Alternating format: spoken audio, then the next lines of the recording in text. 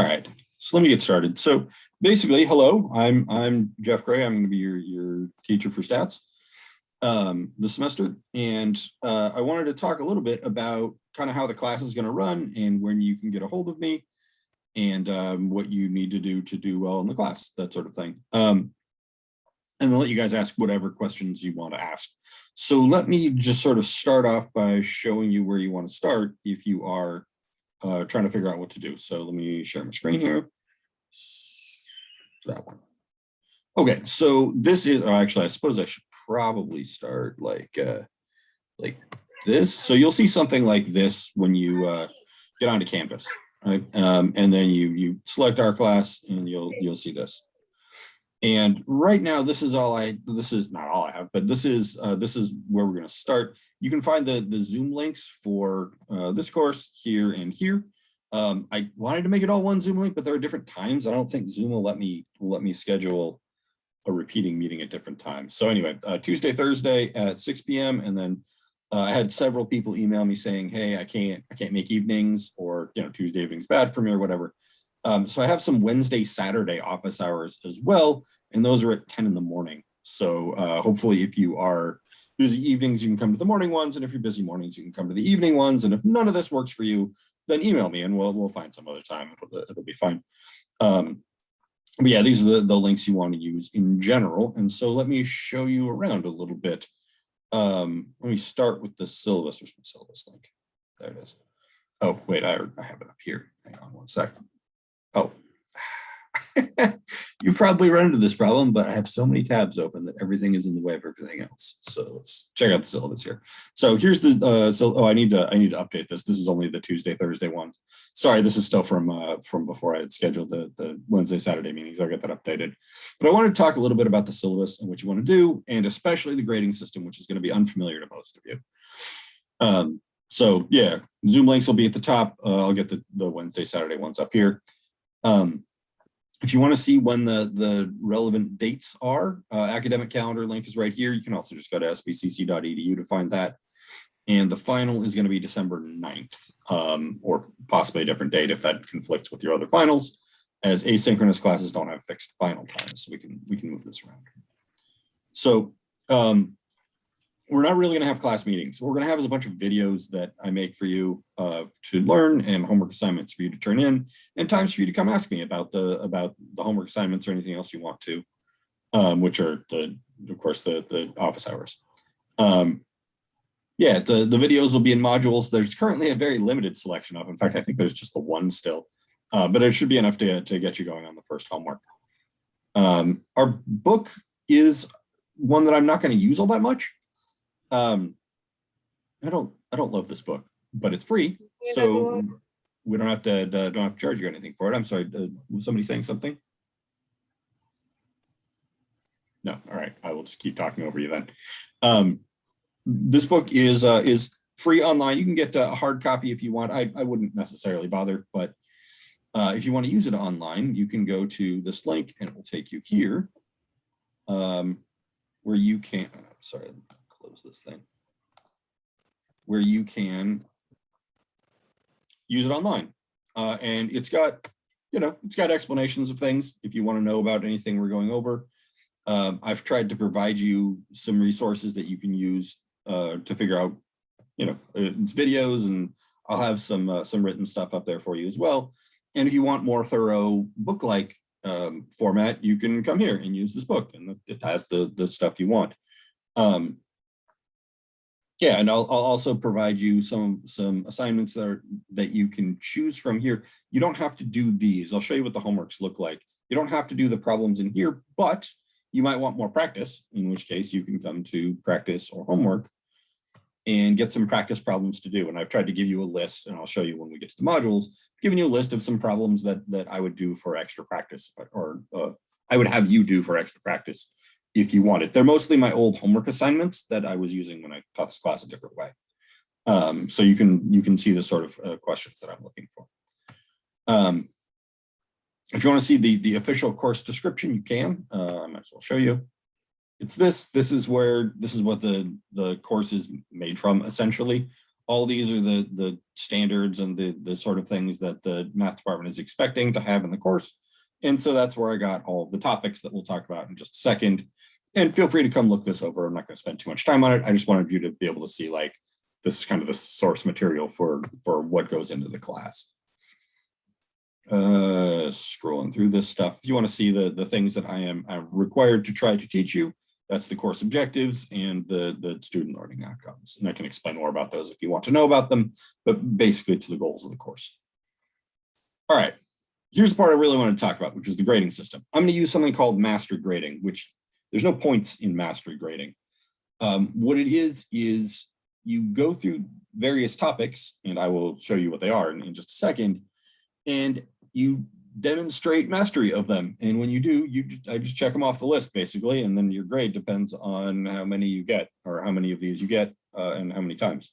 So the basic idea, by the way, just a heads up, I call these things, I call mastering a topic, I call those stars, because I used to put, when I was doing this in person, I would put stars on the correct ones and people would count up their stars. So I still just call them stars. And the way you earn stars is you can get 1 star per topic from homework.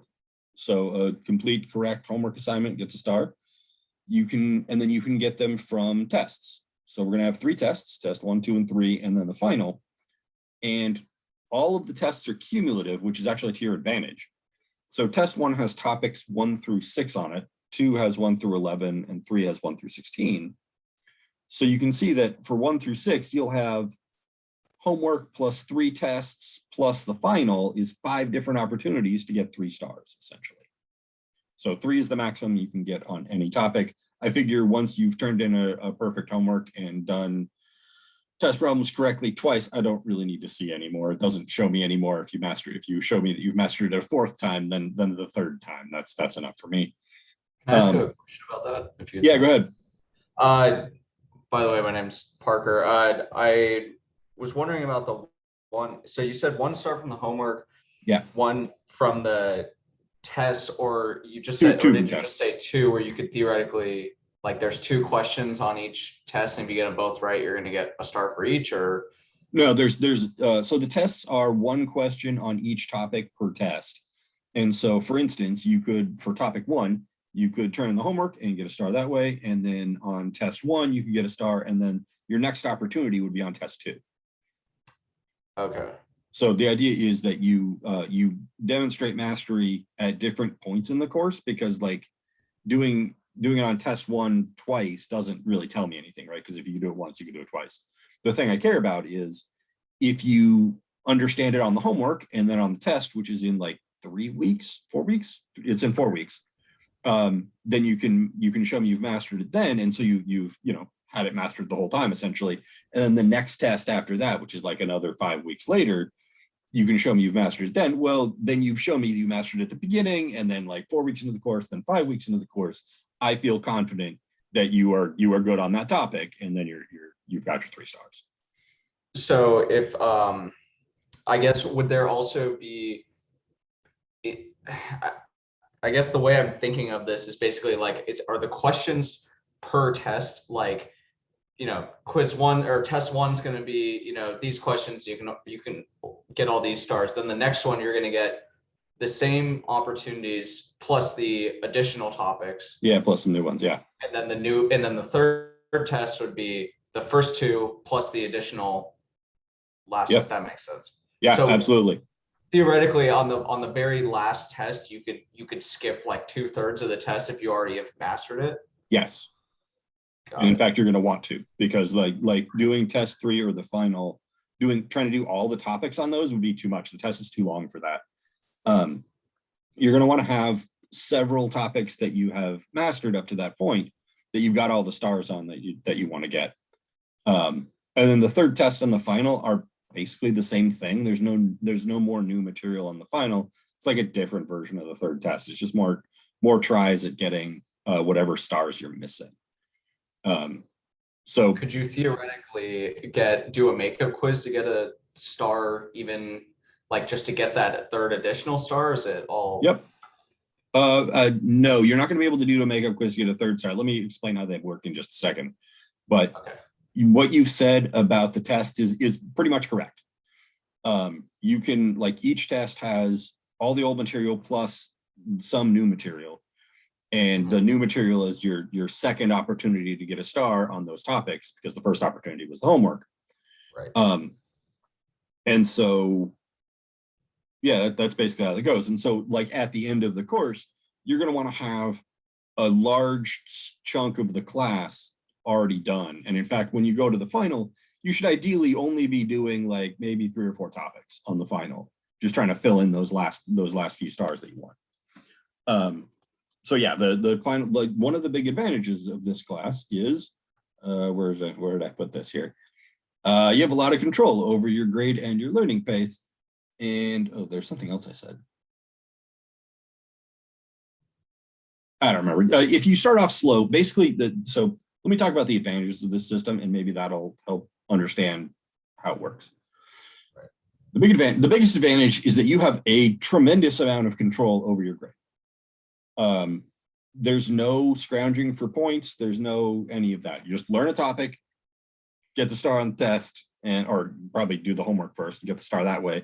Get your star on the test, and you're probably pretty good to go. Here's the grading scale. There are 16 total topics. So 3 stars each times 16 is 48 stars total, is the absolute maximum you can get. And if you do that, you will be well into A+ territory. If you want, let's say, a B, right? 1 star on every topic and at least 34 total. So that is 2 stars on everything plus 2 others, basically. So you can, I mean, if you get 2 on everything, you can get 1 on everything by turning in all correct homeworks. And then 1 on, then you need 18 more after that, which you have 16 topics with 2 stars each. And so you can you can get, terminology 3 times, and then you'll have to get ANOVA once or something like that. But basically, to improve your grade, you just look at whatever stars you're missing, learn the appropriate topics, come talk to me in office hours. I'll be happy to help you learn that topic. And then you do that on the test, and there you go, there's your star. I do want to talk about makeup quizzes. So makeup quizzes are, do I have them here? No, where's my makeup quizzes?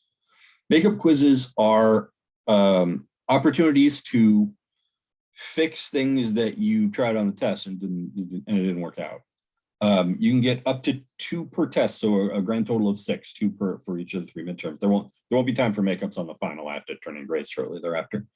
But basically, so let's say it's the first test, which is topics 1 through 6, and you get topics 1 through 4 correct, but you miss 5 and 6. You can ask me for makeup tests, which are basic, or makeup quizzes, which are basically just a test question. Like a makeup quiz is a test question, essentially. It's just a fresh test question. And you do one in office hours. And if you do that correctly, then you get a star. And you don't have to do it right away. You can do that over, a week later or whatever, after having figured out or having learned whatever topic you didn't get right on the test. You work on it, you come talk to me, I help you learn it, and then you get a makeup quiz, and you can sort of redo the test, not redo the test, but like get a fresh question. And if you get that right, then you can get a star that way. You can only get 1 star per topic on a makeup quiz. So the idea is that once you've learned it, if you want a 3rd star after that, then you have to get that one on via a test, right? So if you've successfully done a makeup, that's the only makeup you can get for that topic. And if you've gotten it right on a test, then you can't request a makeup. So it's basically a makeup quiz is just my way of giving you an out for when something is really giving you trouble, right? You're working on you're working on topic 5, you just can't get topic 5, and it's really bugging you. You don't have to try and get it on a test. You can get that via makeup quiz if you want to, only once per topic. So there's some topic like that for almost everybody. Almost everybody has something that really is annoying them and that they don't do very well on. And that's what the makeup quizzes are for. So yeah, let me show you what the grade sheet looks like. So I'll show you the grade sheet on Canvas, which is a pain. Canvas does not like mastery grading. You can see I've got a bunch of the topics unpublished here. But basically what it looks like is this. These are where the homeworks are going to go, topic 1, 2, 3, 4, etc., up through 16. And then there are some tests here, test 1, 2, 3, and the final. These things are never going to have any numbers in them. You might notice this is out of 3. That's because there's 3 stars possible. And so whatever number you see here will be however many stars I have for you on that, on it at that point. So this is going to be 0 until you turn in your first homework. Then it'll probably be 1 for a good chunk of you. And then, others of you will have to revise your homeworks. What the grade sheet actually looks like is this. This is the grade sheet. This is the one I use to keep track of where everybody's at. You can see topic 1, then I've got columns for you turn in the homework on this, and then your next star would either come via makeup or test, and your third star would come by test, right? And so it'll look something like, I'll put like homework, test 1, and then test 3, right? So it'll look like that, and then Cameron would have 3 stars on topic 1. Right, I just write down the source of each star. So that's what the grade sheet will actually look like. But the way I can report it to you is like this. I'll just tell you how many you have. And anytime you want, you can say, hey, I think I have 3 stars on this, and you've got 2 written in there. Can you go tell me which 2 you have written down? And I'll tell you, and I'll show you which other one I got. Right. So this will be sort of your way to check up on where I'm at. Yeah, and that's how the grading is going to work. You'll figure it out as we go along. I have in general found that my students love mastery grading because it does a really good job of allowing you to control what your grade is. Because anytime you want to improve your grade, you can just go to some topic that you don't have enough stars on, learn that topic, go watch the video, do the homework, come talk to me in office hours, and then either request a makeup if you've been having trouble with it, or just do better on the next test. Yeah, so you end up getting a lot of control over your own grade, and there's no worrying about scrounging for points. So let me question. Yeah, go ahead. So there were 2 actually. So first, for stars, is there any way that we can lose stars or any way to take it away? Once you got one, you got it for good. All right. And then the second one was about homework. Mm-hmm. So I remember somewhere in the syllabus, I don't remember exactly where, somewhere in this section, where it says that we can make up homework as many times as we want. Correct. And if we get it wrong, we can just keep doing it over and over again. Yep. And so I was wondering how late homework would work if we can just keep making it up again. So late homework basically works like I will just accept late homework, is essentially how it works. I would not recommend doing that. So something I didn't put in the syllabus is the way people end up not passing is by getting behind and trying to do too much at the end. That actually does not work out very well because, as you'll see in a couple times here, well, let me talk about the test here. I'm pretty picky about giving stars on a test. You basically have to get the problem completely right to get a star. I will not ask you like crazy, weird, off the wall questions. They're going to be like homework questions, but you do have to get them right. And trying to learn a bunch of concepts at the end of the course does not work out well. So late homework wise, you can basically just turn in your homework sort of whenever you want to, but you really want to kind of keep up with where we're at, because otherwise you're going to get flooded at the end. Yeah, that makes sense because homework is like a guaranteed way and you need 1 per topic.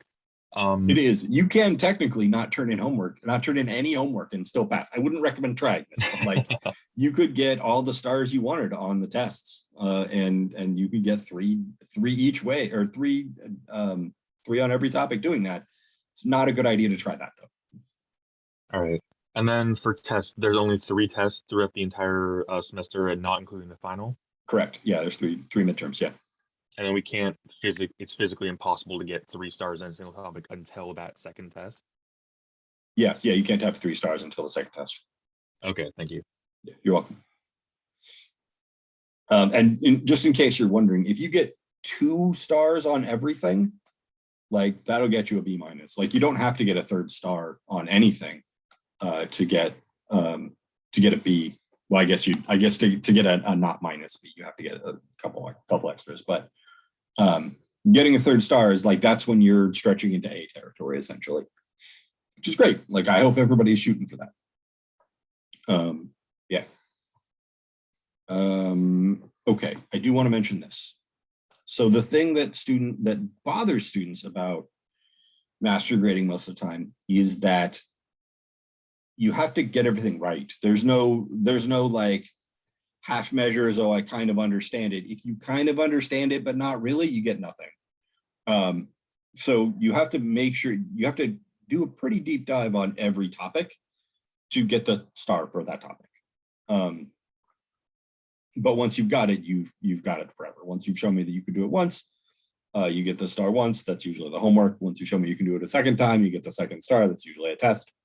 And then the 3rd star, if you can get a 3rd star on it, that's usually going to be the final, or the 3rd test, or the final, something like that. Lost my train of thought. Sorry.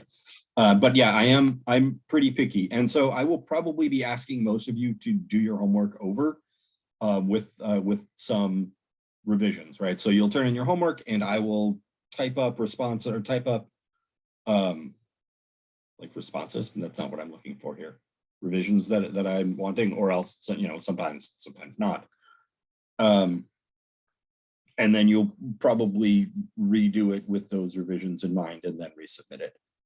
And with that in mind, let me talk about what a homework assignment looks like. Do I have those up? I don't. All right, let me go here. So as you can see, I don't have all the homeworks posted yet. I'm sorry, it's taking a long time to make these because I'm sort of writing them custom rather than doing problems out of the book, because I don't like the problems in the book. So here is what the first homework looks like. It is 5 questions, but all the questions have parts, right? And so you can see that. All right, so it's about terminology. Let's look at the first question, right? So ask you to identify the variables and describe the population. And question like this, right? What should the researchers be looking for to make a good sample in this context? There's a lot of answers to that. And what I'm looking for in a question like that is for you to really think about how you would do this. And so there's a lot of right answers. The way to get this wrong is to like say one thing and then stop with no further explanation, right? I might ask you to expand on that. And the way to get it right is spend some time thinking about it and sort of share your thoughts with what they should be looking for. Where was another one that I wanted you guys to explain? Yeah, here we go. All right, so a question like this: do you think it's likely that Marie will get significant response bias to her poll? And then the big part of this question is why, right? So the answer, I'll spoil the homework for you. The answer here is yes. She's going to get response bias. They're doing it the way I described it, but you're going to have to explain why, right? And so it's not the yes I'm interested in, it's the why. And I'm going to ask you to explain things a lot over the course of the semester. I'm not that interested in yes or no answers. I'm interested in forcing you to think about why something is true and how you would respond to it and how you explain it and stuff like that. So if someone just puts yes to this and then doesn't explain why, I will probably ask them to redo it. And you don't have to redo the whole homework, right? You just really have to redo this problem. But that's the sort of thing that will get a lot of redo requests, is if people are not explaining thoroughly, if they make mistakes. I'll ask them to fix them. And yeah, so this 5-question homework is more like 30 questions, and a lot of them are asking you to explain something. So if you try and sit down and do this all at once, it's probably going to be too long. Like, it's probably going to be like frustratingly long if you try and just bang it out in 2 hours or something. That's probably not going to work very well. So yeah, spread it over a couple of days. And in general, homeworks are due on Sundays. I've got them due on Sundays so that you can ask me questions on, like, so here's my proposed schedule, basically. Like the week starts on a Monday, you watch the video, You watch the video, you make a sort of a first pass at some of the homework questions. Tuesday, Wednesday, Thursday, you ask me questions, revise your homework, keep working on it. And then it'll be due Sunday. So you can ask me, if that's not enough, you can ask me more on Saturday, and then it's due Sunday. And then I will grade them the Monday after I get them.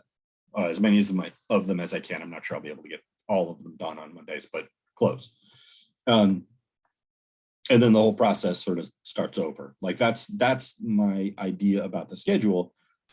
But what I think is not going to work very well is if people try and wait until Saturday to do the homework, right? Do it on maybe Friday evening and then ask me questions on Saturday morning. There might not be enough time to really revise it before you start getting behind. So that's my proposed schedule. You have about a week to do one, or it's not exactly a week to do every topic. The first 6 are compressed a little bit, like topics 2 and 3 are both the second week.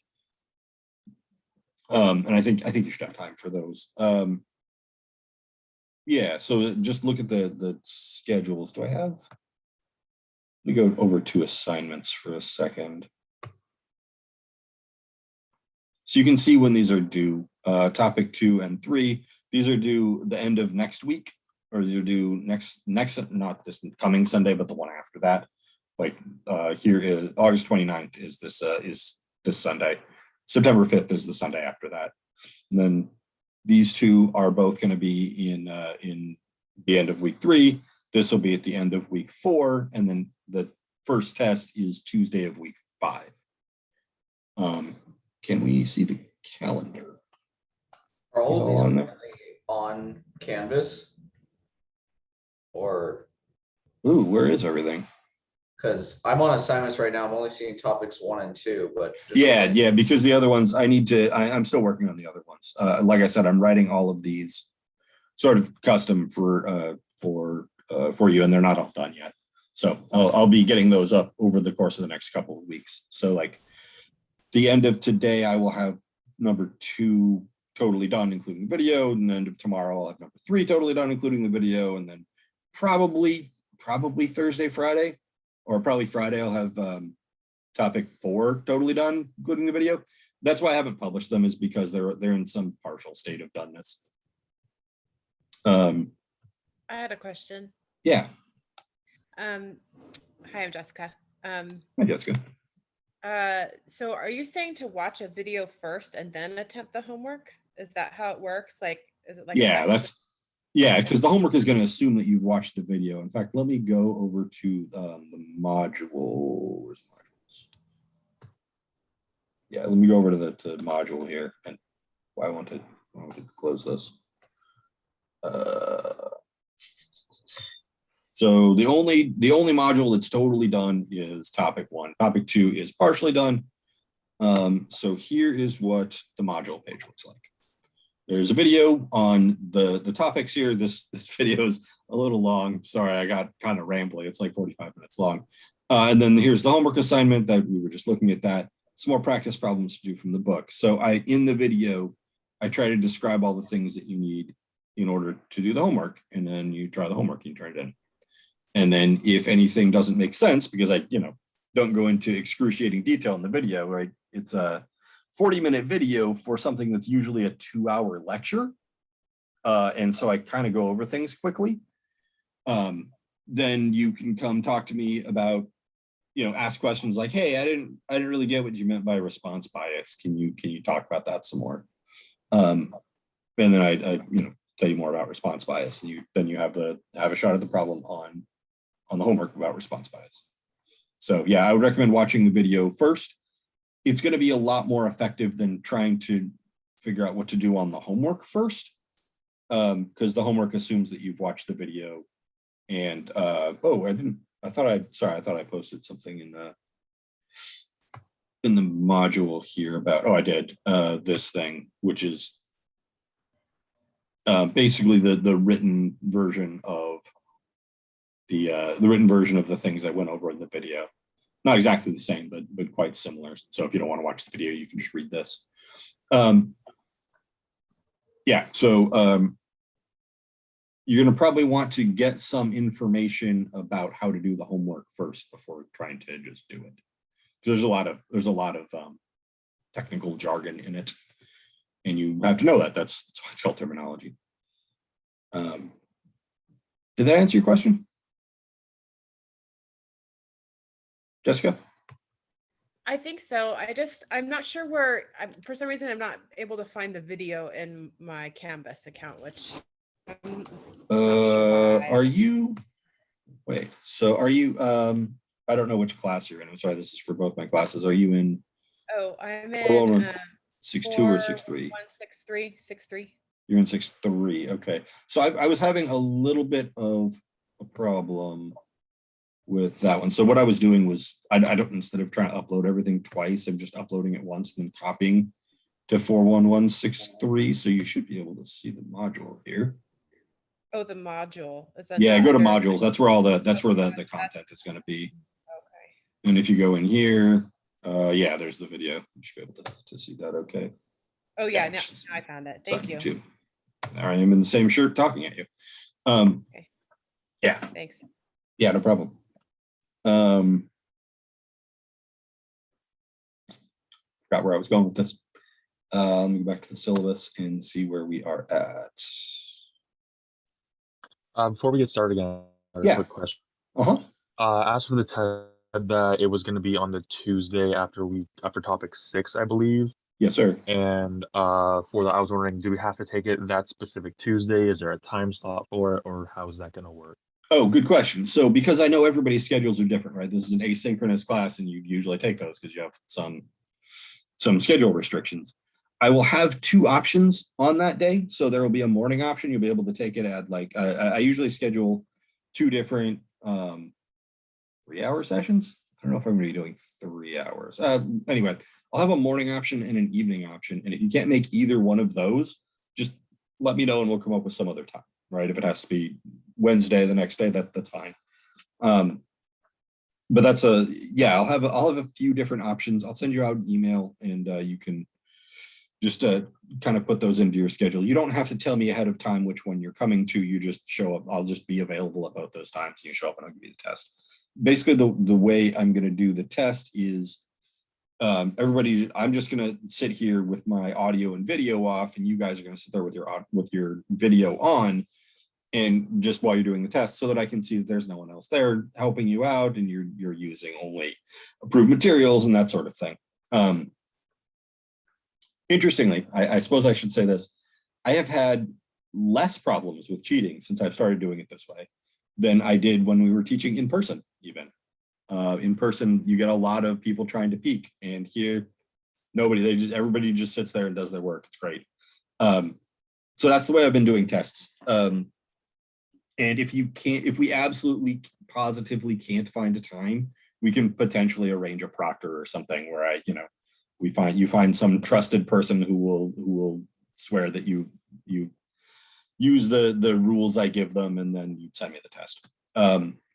Basically, with all the assignments, by the way, what you're going to do is probably just do them on paper and then take pictures with your phone and then upload those as your submission for the assignment. That's the usual way to do it.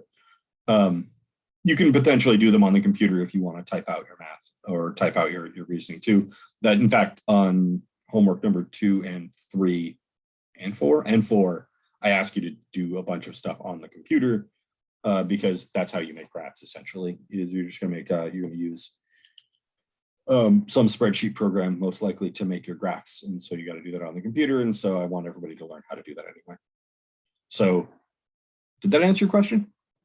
Yeah, and then we'll just be given the times later on when the test gets a lot closer. Yeah, it'll probably be, so what I've been doing is 10 to 1 and 5 to 8 for the options. And some people tell me, well, I don't get home until 5:30. Can I do 6 to 9? And yes. But yeah, that's when I'll schedule the meetings for, is some time in the morning and then sometime in the afternoon or early evening. Because I think that covers, I feel like that gives me the best range of times. But yeah, so expect like one morning to noon option and then one evening option. And if those don't work for you, then we can find a different day. All right, thank you. You're welcome. What else do I want to talk Can about? I ask a follow-up question to that initial star question I had like 20 minutes ago? Absolutely. I forgot Um, what the question. I forgot what the initial question was. it was how you earn your third star, and you were saying basically Okay. 1 star in homework, 1 star on the first test, and then your third star on the follow-up questions on the next test. Yeah. How does that work for if there's 3 tests? How does that work for the third topics? So for the third topics on the third test, there are only 3 chances plus potentially a makeup to get a star. So there's the homework, and then there's test 3, and then the final are the only 3 opportunities to do it. And if you don't get it on test 3, you can potentially do a makeup.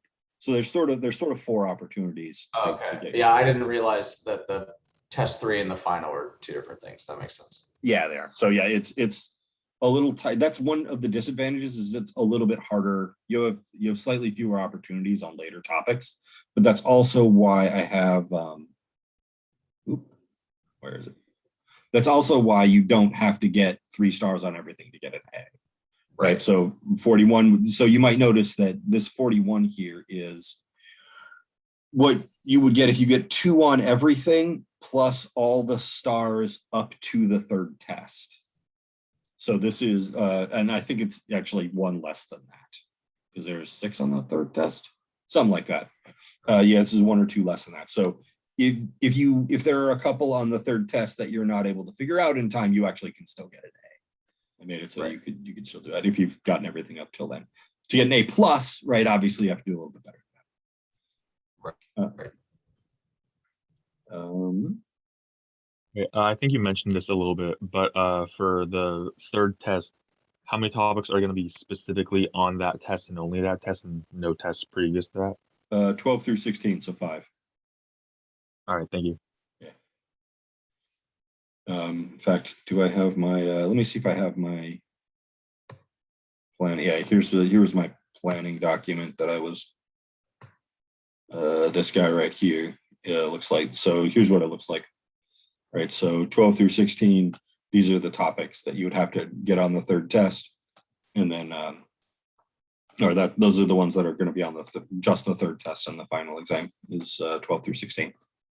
You can see this is what I was doing to set all the dates up.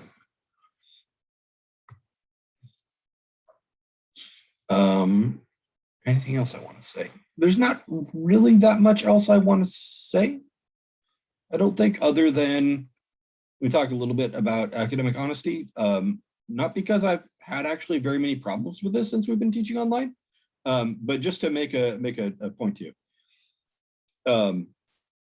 Basically, it's, in addition to teaching you statistics, it's my responsibility to help you get adjusted to college, essentially. And one of the things that I've had problems with in the past, not in this class so much, but especially in some of my calculus classes, is that students sometimes don't know what is allowed and what is not allowed. And we'll inadvertently cheat, essentially. Do things, for instance, I'll have student tell me in my second, in the second section of a class, yeah, I was talking to some student, or I was talking to someone in your other class about what was on the test. It's like, you can't do that. That's not legal. You're not. That is technically cheating. You shouldn't be doing that. But I know people do it all the time. And so if you have any questions about what is legal and what's not, please ask me. Right. So here, let me click on this policy, and I will show you why you wouldn't necessarily want to read it. This is an AP, which is a what is it? Administrative procedure is what AP stands for. And this is all the things that constitute cheating. So there's all this stuff and all this stuff and all that stuff, and then these and then those and this and this. And there you go. And that's a lot to take in. And it's likely that there are some things on there which you may have accidentally done. And so I want to emphasize that I am not out to get you for cheating. If you do something that you realize later, hey, I'm not sure that was okay, just come ask me about it and say, hey, was this thing okay that I did? And if it's not, I'll tell you, no, you really can't do that. So can you please resubmit this? Can you please do all the work yourself and resubmit this assignment? And then we don't need any further penalties past that.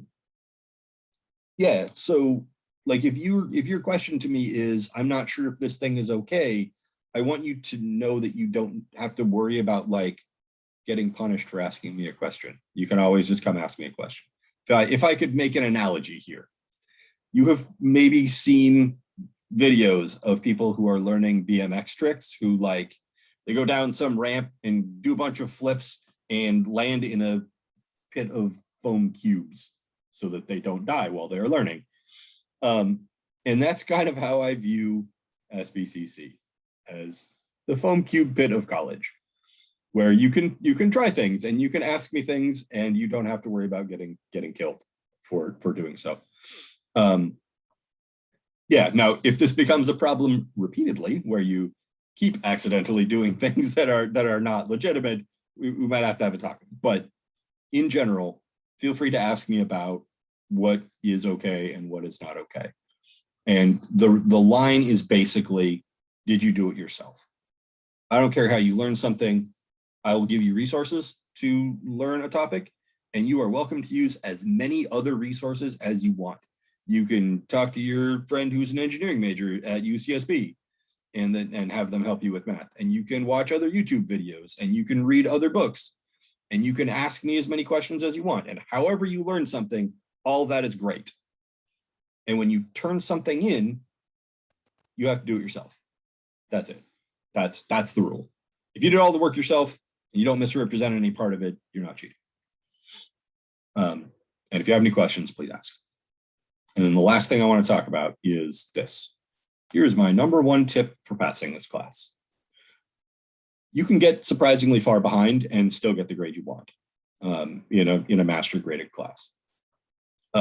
Every single time I use mastery grading, there is some student who is doing well in the class, and we are nearing the final, and they've got like this one topic that's driving them nuts that they've got 1 star on, and they want to get 3 so they can get their A, and they just can't do it. And my absolute favorite example of this is the very first time I ever used mastery grading. It was not for a stats course, it was for a linear algebra course, which is Math 210. And I had the student who he was absolutely crushing the class. He had 2 or 3 stars on everything. He was going to get an A. And then on topic 2, he couldn't get another star. He missed it on the first test. He missed it on the second test. He missed it on a makeup quiz. He missed it on a second makeup quiz. And on the very last day of class, he got it on the final and got his star, got his last star, got his A in the class. He might have even had an A+. I don't remember. He was doing great. And he just kept at it, basically. And I always, the first time I tried mastery grading in a different class other than Math 210, I had people who, I think at least half the class had like way below the number of stars that you would want to get a good grade. Like even 2/3 of the way through the course. And they were able to just kind of buckle down and get a couple stars on the at the end on test 3 in the final and make it. So if you're worried that you're not going to be able to get there, keep trying. It ends up working out really well in mastery graded courses. It is basically not possible to get a hole so big that you can't get out of it, except at the very end. So don't get behind, because that makes it so much harder. But wherever you're at, don't give up. Keep trying, and you'll have a chance. You'll have a chance by the end. And I think that's the last thing I wanted to say. Do you guys have anything that you want to ask about? Anything else? Yeah, Jessica. What calculator do we need? So that's actually an interesting question. Oh, that actually brings up something. There is one more thing I wanted to show you. The most common one is the TI 83 or 84. You are welcome to use others. I know that Casio makes calculators that will do everything you want, and that HP also makes calculators that will do anything you want. And you can use online calculators. And I'm going to show you in topic 2, starting in topic 2, how to use some spreadsheet programs to do what you want. So for instance, there is, you can use, well, here's one of them. Google Sheets is the one that I wrote this in, and you can, Google Sheets will do basically all the math that you want. And Excel will also do basically all the math that you want. And there is a program, a stats program called SPSS, which I will also show you how to use. But before that, I want to show you where you can, how you can access that. So if you don't have a calculator, there's actually one that you can use on the computer. So let me go to modules for a second. Under course resources here, I have a bunch of things that you might want, including Zoom links, link to the textbook, and this, Vmware.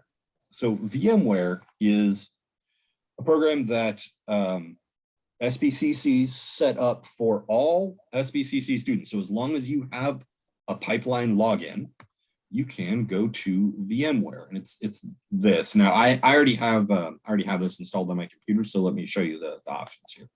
So there is the install VMware Horizon client, which is the thing that I've got, or this is basically use your browser. So let me show you the client. Basically, so the browser is a little slow and a little buggier than the app, and the app is a little bit buggy too. But let me show you what that looks like. Sorry, let me switch my screen here and switch to this. So I have, once you install it, it puts a little icon on your desktop, and when you double click it, you get this. Right, and so I log in with my pipeline. Wait. Forgot my password for a second there.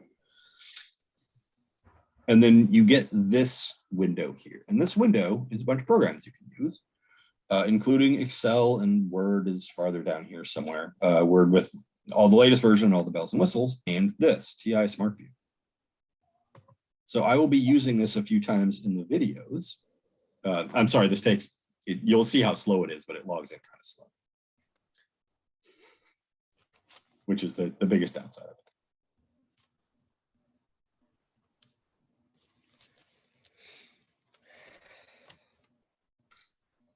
This is a little slower than I was expecting. It's usually a little faster than this. But basically, you have free access to this as long as you're an SBCC student, or as long as you have a valid pipeline login. I don't know why it's such a problem here. It's usually quicker than this. It might be because I have, as you can see, a thousand tabs open in Chrome plus. Oh, here we go. Plus a Zoom open. It might be straining my computer a little bit. Hang on, I promise it's going.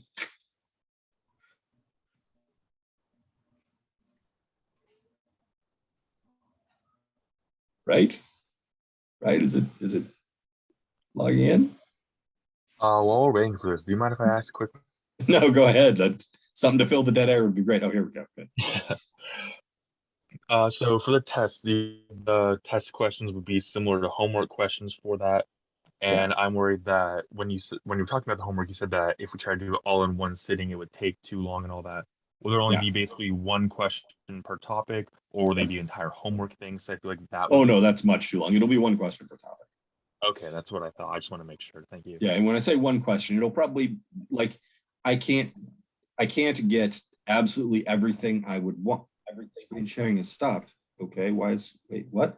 Hang on.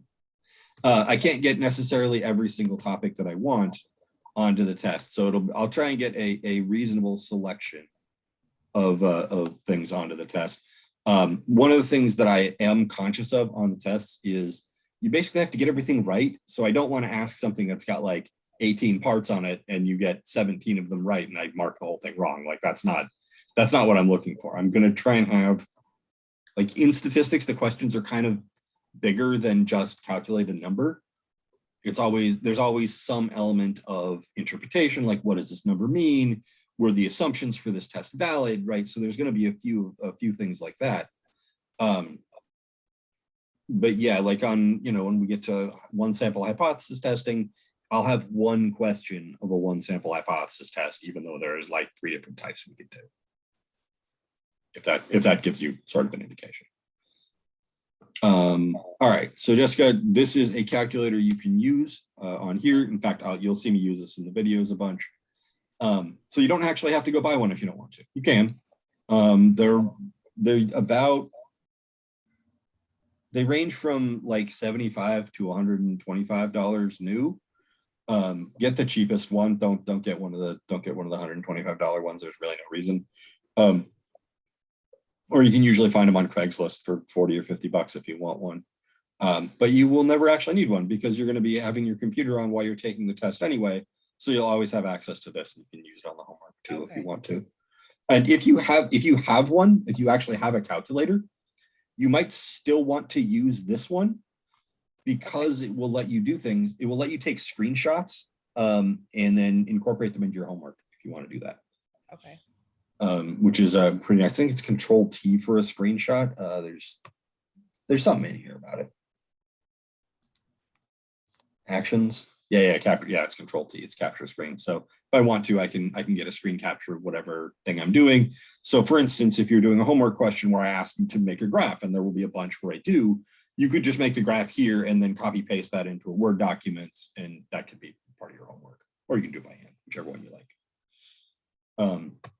So yeah, this has some advantages as over the actual one you would hold in your hand.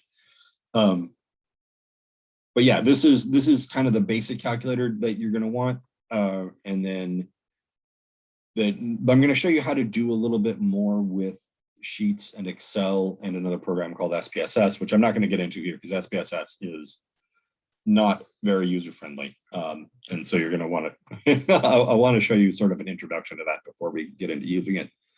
But that's what you want. That's what you want. And if you want to buy one, I would actually recommend, like if you want to buy a calculator to have in your hand, I would recommend getting a Casio. I actually like those better than, well, I'm much better with these because I've used them so much, but the Casio ones tend to be cheaper. Like your standard Casio graphing calculator is probably only about $50 new, and it'll do everything you want. It'll do all the stuff that's on here. The buttons are different, but the functionality is all there. So I actually like those a little bit better, I think. Yeah, I think that I feel like that's hopefully enough of an answer. What other questions do you guys want to ask?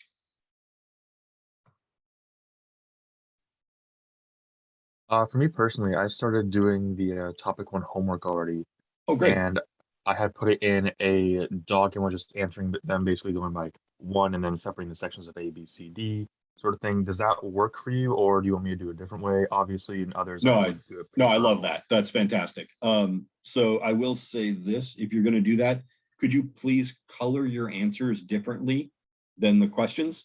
Like make them red or something? Okay, so you want me to put the questions in there too? Because I was just putting answers and labeling them A, B, C, D. Oh, that's fine too. Yeah, that's totally fine too. Yeah, that's great. However you want to do that. One of the things that I do want to talk about in this course is, well, two of the things. One is how to make documents look nice. I have been pretty consistently surprised that a lot of people don't know how design works. And so we're going to talk about that a little bit in topics 2 and 3 and a little bit in 4 as well, about how to make things look nice. I'll show you how to make tables, and I'll show you how to make nice graphs, and I'll give you some good design guidelines about, choosing a good design aesthetic and how to make things look, basically presentable. And color differentiation is one of those things. And then another thing that I will be talking about more later is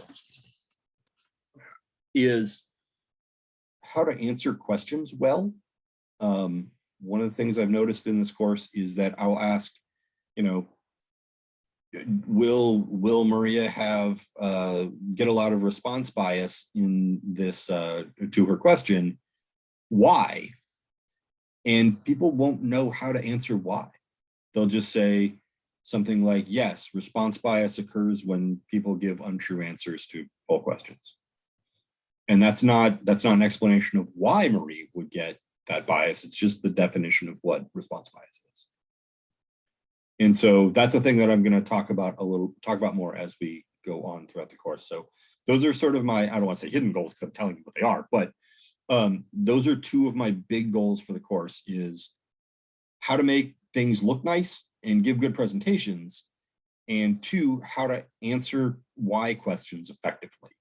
Because I found that my students in the past have often not known how to do that. So I will be working on that as we go along. Those are not part of the topics, right? Those are not, I don't have like topic 5, how to answer why questions, but those are sort of side goals that I want to accomplish. I feel like those 2 things, by the way, are more important than any of the math I'll teach you in here, right? Those are things that you could use forever, regardless of what you do after this course. So I think I'm rambling because I forgot where we started here. Anyway, I guess I'll leave my ramble at that and ask if I've answered your question correctly. Yeah. All right, great. I stumbled into an answer somewhere in there, huh? Somewhere along the way you got to it, yeah. Great. Does anybody else have any questions they want to ask?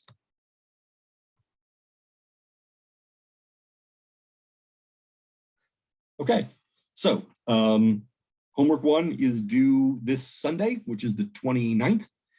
And I've got a video up explaining almost everything. I realized after the fact that I actually have to go back and have an addendum video that I'm going to shoot right after this is over.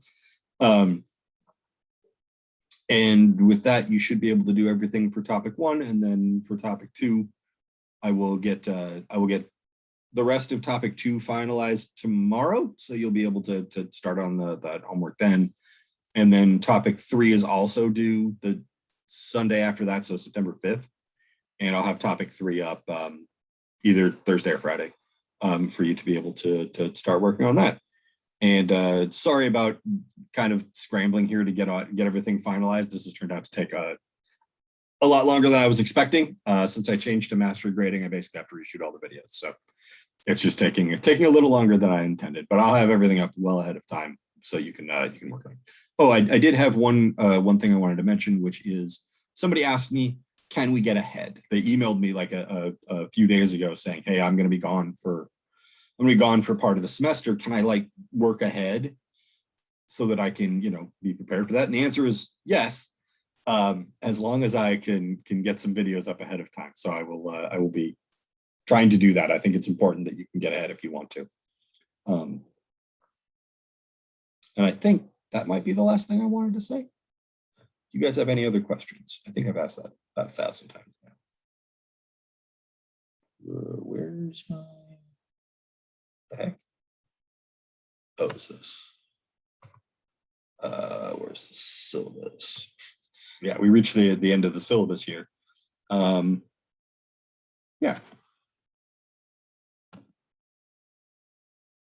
All right, if there are no more questions, then I think I will go ahead and end the meeting. Yeah, and I will see you guys. I've got time for you to come see me tomorrow. Tomorrow morning at 10. Link is on the front page of Canvas, and then Thursday in the evening at 6 o'clock again, and then Saturday at 10 in the morning. And you're welcome to do any of those things. You can also email me and say, hey, I am busy all of those times.